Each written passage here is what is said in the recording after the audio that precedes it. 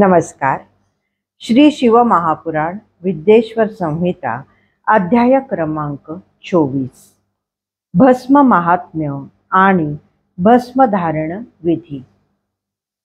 श्री गणेशाय नमः. सूतजी म्हणाले, महर्षींनो, आता मी तुम्हाला सर्व वस्तूंना पावन करणाऱ्या भस्माचे महात्म्य सांगतो. भस्म सर्व प्रकारे मंगलकारक आहे. त्याचे दोन प्रकार आहेत, एक महाभस्म आणि दुसरे स्वल्प भस्म. महाभस्माचे 3 प्रकार आहेत, श्रौत, स्मार्त व लौकिक. स्वल्प भस्माचेही अनेक प्रकार आहेत. श्रौत आणि स्मार्त भस्म ब्राह्मणांनी तर लौकिक भस्म इतर सर्वांनी उपयोगात आणावे असे सांगितले आहे. ब्राह्मणांनी वैदिक मंत्राचा उच्चार करून तर इतरे जनांनी मंत्राशिवाय भस्म धारण करावे. विद्वानांनी अग्निहोत्रातील भस्म धारण करावे, त्याचा त्रिपुंड काढावा. इतरांनी यज्ञजनित भस्माने त्रिपुंड धारण करावे. जाबालोपनिषदातील अग्नी या 7 मंत्रांचा उच्चार करून जलमिश्रित म्हणजे ओले भस्म शरीराच्या विभिन्न अंगावर लावावे. महर्षी जाबालांनी सर्व वर्णाश्रमांच्या लोकांनी मंत्रपूर्वक किंवा मंत्राशिवाय भस्माने त्रिपुंड धारण केलाच पाहिजे असे आग्रहाने सांगितले आहे. मोक्षार्थी पुरुषाने सर्व अंगांना सजल भस्म किंवा तिरका त्रिपुंड लावलाच पाहिजे असा श्रुतीचा आदेशच आहे. भगवान शिव आणि विष्णूंनीही तिर्यक म्हणजे तिरका त्रिपुंड धारण केलेला आहे. त्यामुळे भगवती उमा व लक्ष्मी त्यांची नित्य प्रशंसा करतात. म्हणून सर्व वर्णाश्रमांच्या लोकांनीच नव्हे तर सकल जातीच्या व जातीभ्रष्ट पुरुषांनीही अंगावर भस्म किंवा भस्म त्रिपुंड धारण करावा. जो मनुष्य भस्मलेप किंवा त्रिपुंड श्रद्धेने लावत नाही त्याचा वर्णाश्रम व्यर्थच होय. त्याला कोटी कल्पांनंतरही शिवज्ञानाची प्राप्ती होत नाही. तो महापातकीच असतो असा शास्त्रीय निर्णय आहे. अशा मनुष्याची सर्व कर्मे त्याच्यासाठी विपरीत फलदायी ठरतात. जो ज्ञानी पुरुष मनुष्य त्रायुष्येती या मंत्राने शिवाग्निजनित भस्म धारण करतो तो त्या भस्माच्या स्पर्शानेच पापमुक्त होतो. जो 3ही संध्यासमयी श्वेतभस्माने त्रिपुंड लावतो तो सर्व पापापासून मुक्त होऊन शिवकृपेने मोक्षाचा अधिकारी होतो. भस्म किंवा भस्माचा त्रिपुंड धारण केल्याशिवाय शिवपूजन आणि शिवषडक्षरी आदी मंत्रांचा जप करू नये. त्या देशातील लोक भस्म धारण करतात त्या देशात सर्व तीर्थे व आणि यज्ञ यांचा निवास असतो. अधम, पापी, मूर्ख, पतित अशा कोणत्याही मनुष्याने त्रिपुंड धारण केल्यास तो पूजनीय होतो, त्याचा उद्धार होतो. मग जो मनुष्य हे सर्व श्रद्धेने करत असेल तर त्याला किती पुण्य लाभ होत असेल याची कल्पनाच करवत नाही. जो मनुष्य भस्म धारण करणाऱ्यांची निंदा करतो तो चांडाळाहूनही अपवित्र होय. त्याचे तोंडही पाहू नये. ब्राह्मण आणि क्षत्रियांनी मानस्तोके या मंत्राने, वैश्यांनी त्र्यंबकम मंत्राने, शूद्रांनी पंचाक्षर मंत्राने, गृहस्थांनी पंचब्रह्म मंत्रांनी, ब्रह्मचार्यांनी त्र्यंबकम मंत्राने, वानप्रस्थीयांनी अघोर मंत्राने, संन्यासांनी प्रणव मंत्राने तर शिवयोग्यांनी ईशान मंत्राने अभिमंत्रित केलेले भस्म शरीरावर धारण करावे. भस्म धारण केल्याने भस्माचे जितके कण मनुष्याच्या शरीरात प्रवेश करतात त्याने तितकी शिवलिंगे शरीरावर धारण केली आहेत असे निश्चित समजावे. ज्याप्रमाणे जाणता किंवा अजाणता अग्निस्पर्श झाल्यास दाहच होतो, त्याप्रमाणे जाणीवपूर्वक किंवा अजाणतेपणे भस्म धारण केल्यास मनुष्य पवित्रच होतो.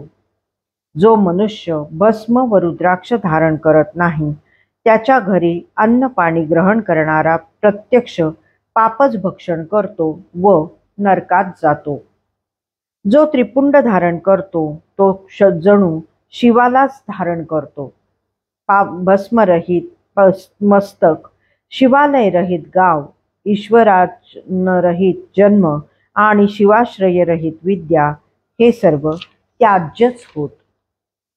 जो मनुष्य त्रिपुंड धारण करतो त्याला आयुष्य, आरोग्य आणि सुखोपभोग या सर्व गोष्टींचा लाभ होतो. तो सुखाने देहत्याग करतो. त्याला मृत्यूनंतर दिव्य देह प्राप्त होतो. तो दिव्य विमानात बसून विविध लोकांमध्ये जाऊन तेथे अनेक उत्तमोत्तम भोग भोगतो. मग तो शिवलोकी जाऊन शिवसायुज्यता प्राप्त करतो. सूत पुढे म्हणाले, मुनिजन हो, अशा प्रकारे मी तुम्हाला भस्माचे महात्म्य संक्षिप्त स्वरूपात सांगितले. हे सर्व प्राणीमात्रांसाठी गोपनीय रहस्य आहे. हे तुम्हीही गुप्त ठेवा.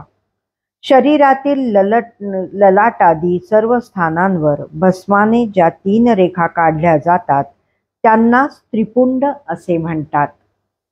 मस्तकावर भूमध्य स्थानापासून दोन्ही भुवयांच्या अंतापर्यंत लांबी असलेला त्रिपुंड धारण करावा. मध्यमा आणि अनामिकेने कपाळावर भस्माच्या 2 रेषा काढून भूमध्यस्थानी अंगठ्याने खालून वर अशी उभी रेषा काढावी किंवा मधल्या 3 बोटांनी कपाळावर भस्माच्या आडव्या 3 रेषा काढाव्यात. हाच त्रिपुंड होय.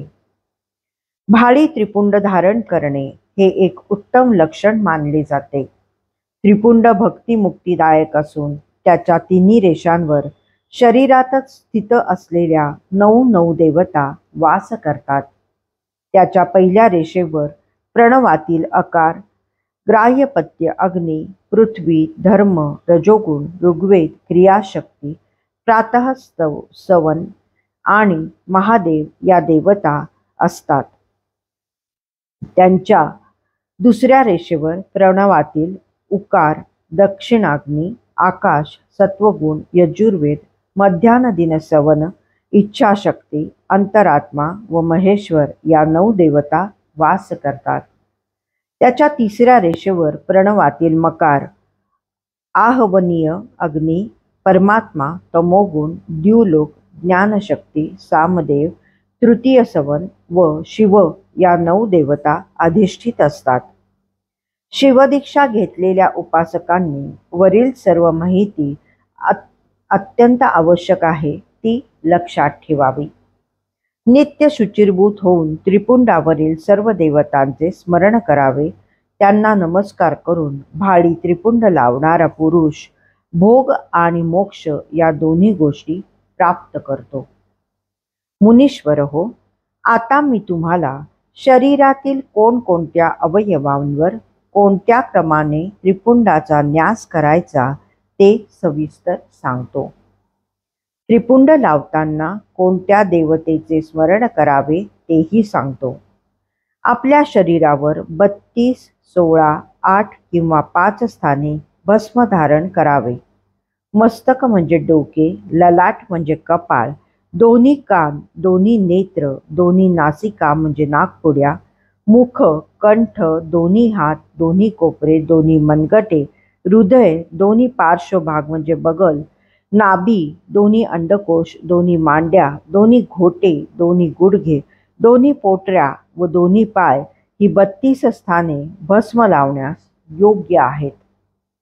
तेथे अनुक्रमे अग्नी, जल, पृथ्वी, वायू, 10 दिशा, 10 दिक्पाल व धर, ध्रुव, सोम, आप, अनिल, अनल, प्रत्युष व प्रभास हे अष्टवसु निवास करतात. विद्वान मनुष्याने प्रातः समय या सर्व देवतांचे स्मरण करून वरील सर्व अंगावर त्रिपुंड धारण करावा. मस्तक, ललाट, कंठ, दोन्ही खांदे, दोन्ही भुजा, दोन्ही कोपरे, दोन्ही मनगटे, हृदय, नाभी, दोन्ही पार्श्वभाग व पाठ या 16 अंगावर त्रिपुंड लावून तेथे 2 अश्विनी कुमार म्हणजे नासत्य व दस्त्र, शिव, शक्ती, रुद्र, ईश, नारद आणि वामादी 9 शक्तींचे पूजन करावे किंवा मस्तक, केस, दोन्ही कान, मुख, दोन्ही हात, हृदय, नाभी, दोन्ही मांड्या, दोन्ही गुडघे, दोन्ही पाय आणि पृष्ठभाग या 16 स्थानी क्रमशः शिव, चंद्र, रुद्र, ब्रह्मा, गणेश, विष्णू, लक्ष्मी, शिव, प्रजापती, नाग, नागकन्या, दोन्ही गुडघ्यांमध्ये ऋषिकन्या, दोन्ही पायांमध्ये समुद्र आणि विशाल पृष्ठभागात सर्व तीर्थे देवतांच्या रूपाने अधिष्ठित आहेत हे जाणून त्याचे स्मरण करून त्रिपुंड धारण करावा. गुह्यस्थान, ललाट, दोन्ही कान, दोन्ही खांदे, हृदय आणि नाभी या 8 स्थानी ब्रह्मदेव आणि सप्तर्षींचे स्मरण करून त्रिपुंड धारण करावा. भस्मपेत्या पुरुषांनी मस्तक, दोन्ही हात, हृदय व नाभी ही 5 स्थानेही भस्म धारण करण्यास योग्य आहेत असे सांगितलेले आहे. मनुष्याने देश व कालादिकांचा विचार करून भस्म अभिमंत्रित करावे. सर्वांगावर भस्म लावणे शक्य नसेल तर भाळी त्रिपुंड काढावा. त्रिनेत्रधारी त्रिगुणांचा आधार व त्रिदेवांचे जनक असलेल्या भगवान शिवजींचे स्मरण करावे. नमः शिवाय या मंत्राने भालप्रदेशी, ईशाभ्यान महा या मंत्राने दोन्ही पार्श्वभागी, बीजाभ्यान महा या मंत्राने दोन्ही मनगटावर, पितृभ्यान महा या मंत्राने खालील अंगावर, उमेशाभ्याय नमः या मंत्राने वरील अंगावर आणि भीमाय नमः या मंत्राने पाठीवर आणि मस्तकाच्या मागील बाजूस त्रिपुंड धारण करावा किंवा भस्म लावावे. अध्याय 24 समाप्त.